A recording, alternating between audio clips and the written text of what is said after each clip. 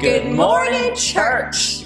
We're here with you again, and we want to say Happy Mother's Day to all the mamas out there. What an awesome time just to celebrate. I wish you had more than one day. We should carve out every day to celebrate mamas because they're amazing.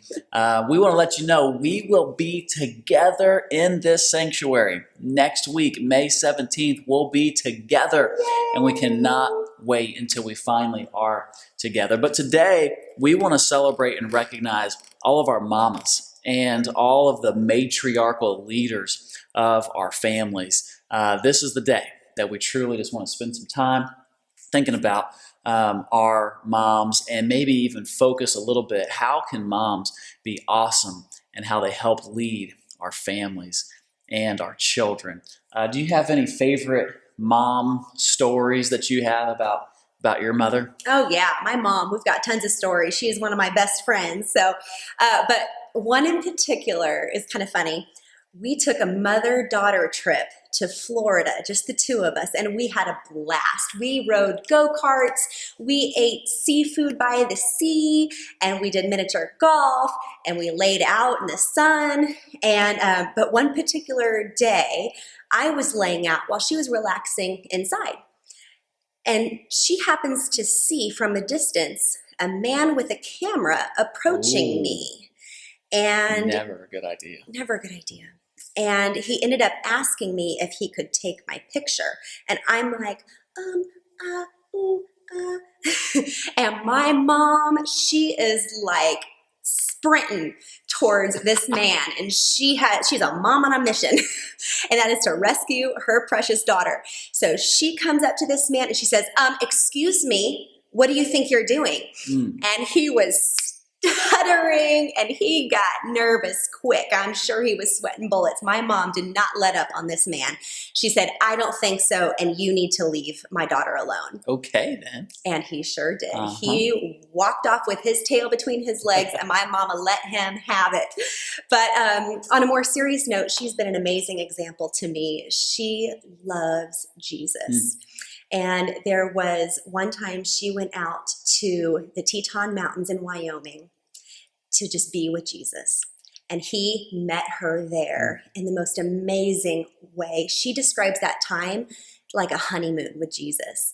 And she came back just fully in love with Jesus. And it really, I think, took their relationship to a next level. So I had the honor and the privilege of watching a mother who was in love with Jesus, who was a prayer warrior, who Jesus was her life, her everything, and still is. And that was just such a neat example for me to have that in my mom. Yeah, wow. What about you? It's powerful. Yeah, a couple fun memories. I remember as a kid getting ready to go to church, and all of us would be packing into that car. And mom wouldn't fully get ready for church until all of us were crammed in to that tight little hatchback Honda. And we all were within about 3 feet of each other so that she could start hairspraying that 1980s big hair everywhere. What's wrong with that?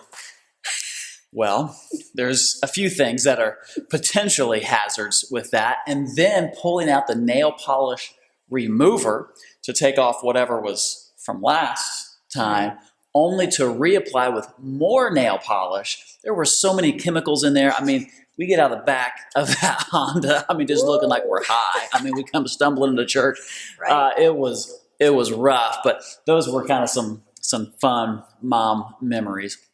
But great stuff would be coming downstairs in the morning and seeing my mom posted up, reading her Bible, writing, taking notes.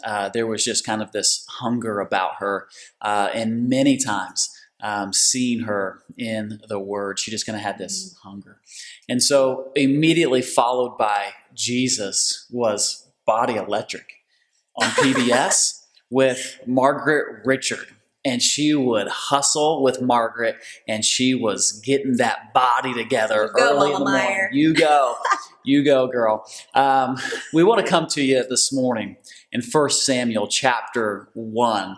And we see this story of a man named Elkanah, and he's got two wives, one whose name is Hannah, and the other one's name who is Peninnah.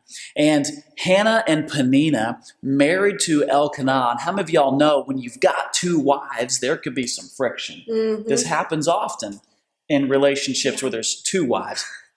And Peninnah had... Ooh, I'm all of a sudden craving a panini. I could totally go for a panini right now. Mother's Day brunch, paninis. Oh, that sounds so tasty. We need to get home and make some paninis. And Peninnah had multiple children, and Hannah had none. And Peninnah would provoke her and would agitate Hannah and say, I've got more children and I have more value. And Hannah, it said that she would feel just so heavy with an ache in her spirit that she was not able to become the mama that she had always wanted to become. It says that she wept bitterly and that she was inconsolable. Nobody could even comfort her at all. And Elkanah comes to her and he says, aren't I worth to you more than 10 sons? And sometimes we as dads ask that question, aren't I worth more than all the kids? And sometimes the answer is no. Always the answer is yes, but sometimes the answer is no. And she was aching because she wanted to be a mom. She wanted to have children. And so she goes into the house of the Lord and she's having this encounter in the temple and she just starts praying and this ache prayer. God, if you would give me a child, I will dedicate him to your service. I will give him back to you. And the priest at the time, Eli, was there and he has this conversation with Hannah and they pray together. She said, would you pray and believe with me? And as they go home, she conceives and has a son. The next time that she comes back to worship in that temple, the priest, Eli, is still right there. And she says, when I left you last, do you remember that I was aching for a son? And here I have him today. Yes. And I want to give him over to service to the Lord. Powerful how God responds to praying mamas. And I believe that America has been held together by the prayers of so many moms and grandmothers that have been praying for their children.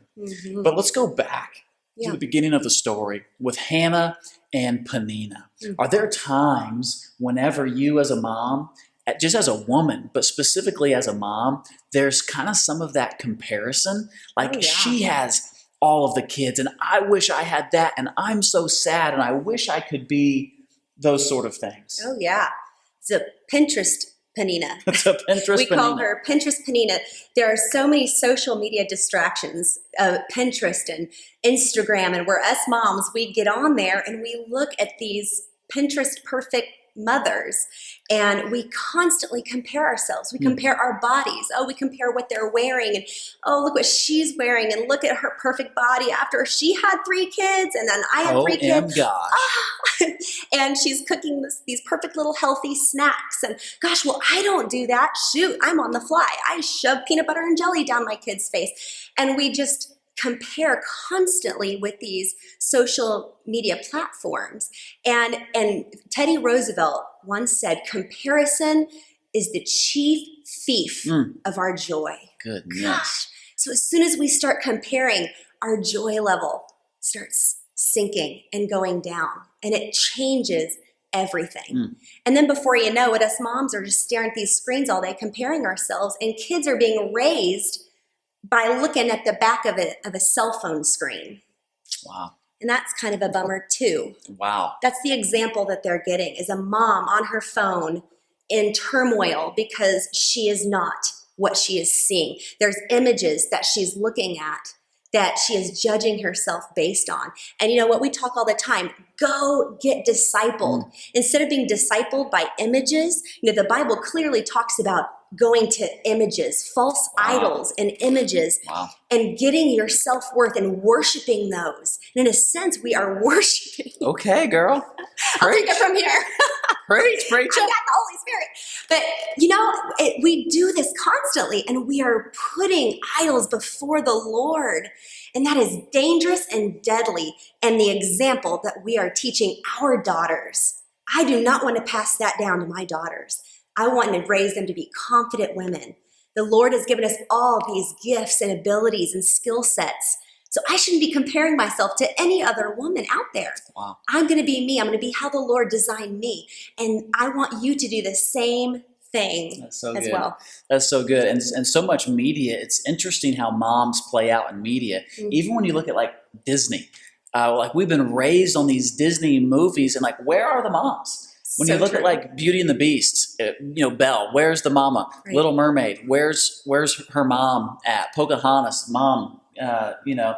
Pinocchio didn't have a mom. Pinocchio, no mom. Goofy, raising his kids, he's the dad by himself. Finding Nemo, no mom around. Aladdin, Jasmine, no mom. The mom dies in Dumbo. Mom dies in Dumbo. Mom's dead in Bambi. Right. On and on, we see these kind of, these movies where the mom is like, she's taken out. Mom's taken out. And there really has been an attack on women from the jump, from the get. The very first woman ever to step foot on the planet, an immediate attack comes after the mother of all children, of all mankind. There comes this attack after her. And God is really, I believe, wanting these mamas to rise up and to be like these lioness, defenders, protectors, those that will, Yeah, well, I actually just watched today on YouTube this video of this mama cheetah.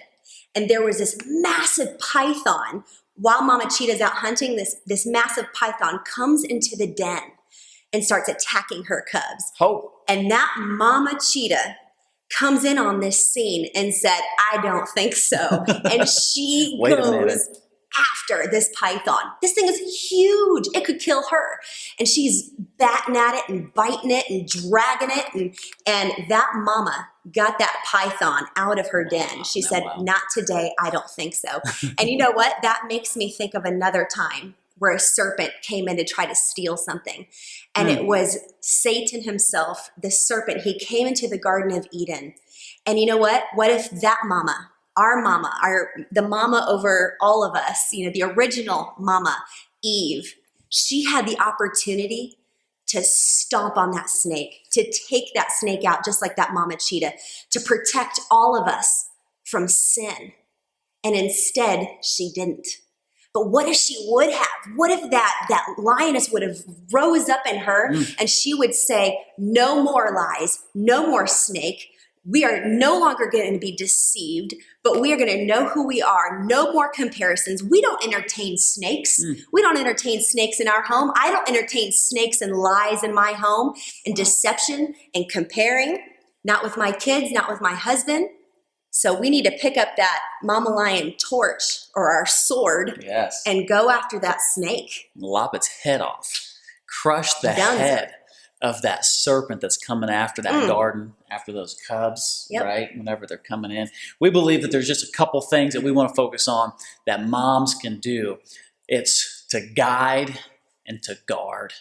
Number one, to guide. Number two, to guard. And I think one of the ways that we can guide our children is like your mom, to be seen having these romance moments with Jesus, like my mom, to have these encounters with the Lord every day. I got a visual. There was a guide to visually see how to have an encounter with the Lord. And I would hope that you would see, that your children would see you in your word, taking notes, worshiping in the kitchen while you're doing the dishes, that your children would have a guide of how to pray over their kids before they're going to bed. As you're bathing them, you're singing songs and you're teaching them scriptures. As they're getting older, you're going out on girlfriend dates and you're talking about future husbands. And as you're going, and maybe now that they're married, you're modeling a great marriage. And if it's been a rough marriage, you talk about how you wrestle through those things to really be a guide to walk through those. I would even encourage you to have times whenever you keep your kids in the sanctuary with you during church. I remember many times I would not go off to children's ministry. I would sit in the main service with my parents and I would come up with whatever little game that I would come up with, in the bulletin, or I would, find things to kind of keep me focused on those times. But you better believe I was listening to my pastor, Pastor Bill Salisbury, and I was watching my parents as they engaged, as they took notes, as they sat hungry, and your children can watch you. How do you learn? And mom's taking notes, and she's got the notes from the bulletin, and she is hungry when she comes into the house of the Lord. She is salivating. She postures her spirit in such a way where, and it's not just whatever the pastor has to say, it's just, she's just hungry for the word of God. And more than your kids being in the service to listen to the pastor, they're in the service to watch you learn and to pull, or they're watching you and mom's on Facebook. Whoa. Or mom's writing her grocery list. Mom's somewhere else. She's on another planet. Not even focused on. Our kids are watching. And to have a guide, to have a map of how do I have this relationship with the Lord. Have your kids see you pursue Jesus, and to guard, to protect, right? To protect that house, to protect that lion's den, to protect the environment of the garden, to protect who they are around and the voices that speak into them and who friends are and how much time all these different interaction places can be. You know, we need to be intentional with what we're putting into our kids. And so mamas can guide and they can guard. One other piece of scripture where we see this is in Deuteronomy chapter 6, verses 1 through 9. And Alyssa's going to read this about the intentionality of parents with their children. Yes, okay. These are the commands, decrees, and laws the Lord your God directed me to teach you, to observe in the land that you are crossing the Jordan to possess, so that you, your children, and their children after them may fear the Lord your God as long as you live, by keeping all his decrees and commands that I give you, and so that you may enjoy long life. Come on. Hear, O Israel, and be careful to obey, so that it may go well with you, and that you may increase greatly in a land flowing with milk and honey, just as the Lord, the God of your fathers, promised you. Hear, O Israel, the Lord our God, the Lord is one. Love the Lord your God with all your heart and with all your soul and with all your strength. These commandments that I give you today are to be upon your hearts. Impress them on your children. Talk about them when you sit at home and when you walk around along the road, when you lie down and when you get up. Tie them as symbols on your hands and bind them on your foreheads. Write them on the door frames of your houses and on your gates. Wow. Come on. There's just a way to do this, There right? is, yeah. And that life will go well for you, that you will live in the land that is blessed from the Lord. So, hey, just want to encourage all mamas out there. Let's release our children to Jesus. Let's give them back to the Lord. Let's not compare ourselves amongst ourselves. Let's just live the life that the Lord has given us. Let's run the race that he set for us, and let's rock that world, right? Yes. Moms, we celebrate you today. You're amazing. Moms are just amazing, aren't they? And we cannot wait to be with all of you here next week. Man, it's going to be close, right? We're almost there. But hey, today, have a great Mother's Day. We celebrate all moms out there. We love you, and we'll see you here next week. Bye-bye. Happy Mother's Day.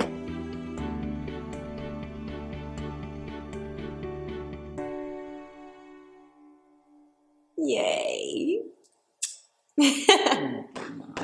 You're a good dad. Thanks. Thanks, bud. Good morning, church. We are loving the fact. Let's start. Ready? Oh, Ready? we're ready. All right, Barbara. We're close. Mom would do Body Electric with Margaret Becker. Not Margaret Becker. Margaret Becker sang Christian songs in the 80s and 90s. Margaret Close. Richards did calisthenics in a leotard on national TV. Not so close. And Mom loved it. Margaret Becker.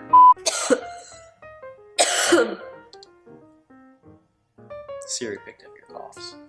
She did? Cough, cough.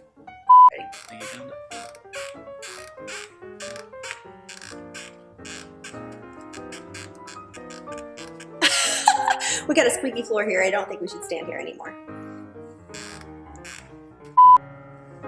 If you would hairspray yourself on the way to church, we would never feel the pain in our lungs from inhaling the toxicity, because we just walk across the street. So much hairspray. I use Because it would just blow, the wind would just blow. saving you. Yeah. So we don't have to have a car ride. It's helpful. So much hairspray. But I do notice sometimes in the bathroom, if I'm standing behind you with all the hairspray, my beard is really hard and firm. You need to shave it, just kind of grab it and it'll all break off. Can you name one Disney movie where there is a mom? Mothers, mom.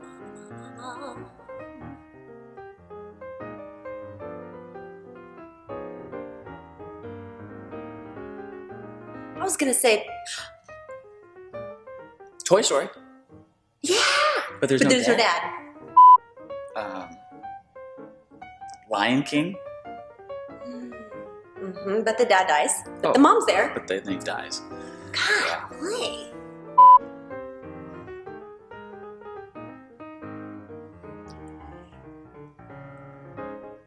Peter Pan. Peter Peppers? But the Lost Boys don't have any parents, do they? Orphans. What is Snow White? Like the Seven Dwarfs? Aren't they all orphans? Yeah. Does Snow White have a... Snow White kind of came in to be like the mom. Oh, okay. Well, good. So, like an adoptive mom. Yeah. I got a mom crush. I love to admit it, but I got a heart rush. It ain't slowing down. Yeah. I got it real bad. Want everything she has. That Pinterest account online. She's cooking right now. Oh, yeah. She dresses so cute. Wearing those legging breeches. Her hair in a messy bun. Her kids are so fun. Yeah. Good job. Thanks, buddy.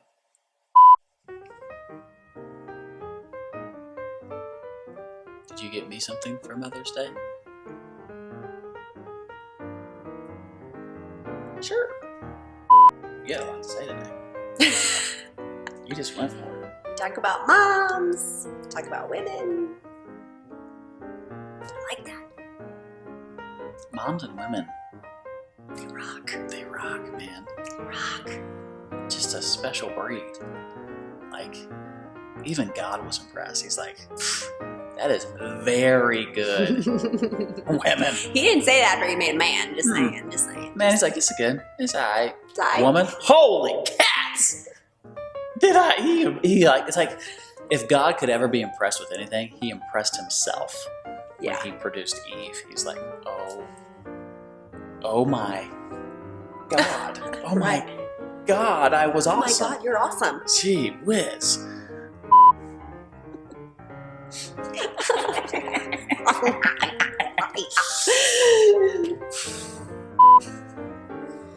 All right, let's roll.